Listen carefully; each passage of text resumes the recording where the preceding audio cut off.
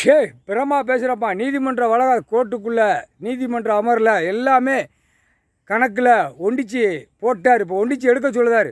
ஒண்டிச்சிடணும் அப்படின்ட்டார். Criminal case மாவட்ட வாரிய உள்ள நீதிமன்றம் எத்தனையோ இருக்குது. உள்ள நீதிமன்றம் பூரா பிரித்து இந்த அரசியல்வாதி உட்காந்து வீல் சேரில் உட்காந்து அவன் பொண்டாட்டி பிள்ளையோடு உட்காந்து நைட்டு 7 மணிக்கு மேலே 11 மணி வரைக்கும் வீட்டில் உட்காந்து நக்கு தான் மாற்றி நக்கு தான் நக்கிட்டு பிறகு வெளிநாடு போகலாமா இந்த நாடு போகலாமா.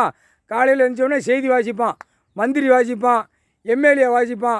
எம்எல்ஏலாம் இப்போ அடங்கி போய் கிடக்கான். இனிமேல் விரிச்சானா விரிச்சிருவார். இவரே ஒரு விரிப்பு விரித்து அட்றா அப்படிம்பார். பார்த்துக்கிட்டே இருப்பார்.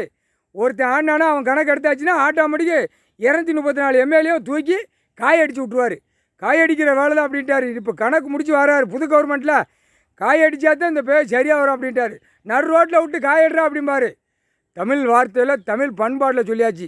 பூரா நீதிமன்றம் கோர்ட்டை அவமதித்து வெளியில் எழுதி பஞ்சாயத்து போர்ட்டிலேருந்து எல்லாம் அனைத்தும் தாசில்தார் வீவா அம்புட்டோம் பிறக்கி திங்கிற வேக. பிறக்கி ரோட்டு காட்டில் மானிட பிறவி அவனே குத்த வச்சுருந்தாலும் பிறக்கி தின்ட்டு போயிடுவான். அரசியல்வாதியிலேருந்து கவர்மெண்ட் வேலை ஆக்குற அனைத்தும் மூளை கொடுத்துருக்காரு, கை கால் கொடுத்துருக்காரு.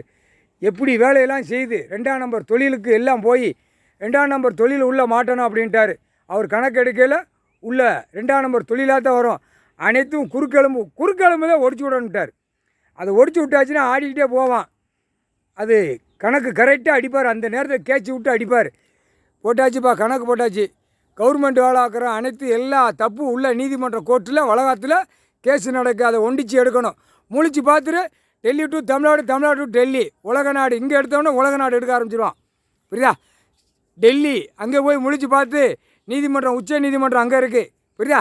அதுக்கு தான் உச்ச நீதிமன்றம் அங்கேருந்து இந்தியா நாடு முழுவதும் உச்ச நீதிமன்றம் கோர்ட்டு எல்லா கோர்ட்டும் ஒவ்வொருக்கும் ஒவ்வொரு செக்ஷன்னு வழக்கு ஆடிக்கிட்டே இருக்குது. இப்போ பிரித்து தான் கொடுக்க முடியாது. ஒரே கணக்காக கொடுத்தாச்சு. எல்லா கணக்கும் ஒண்டிச்சு எடுத்துகிறப்பா.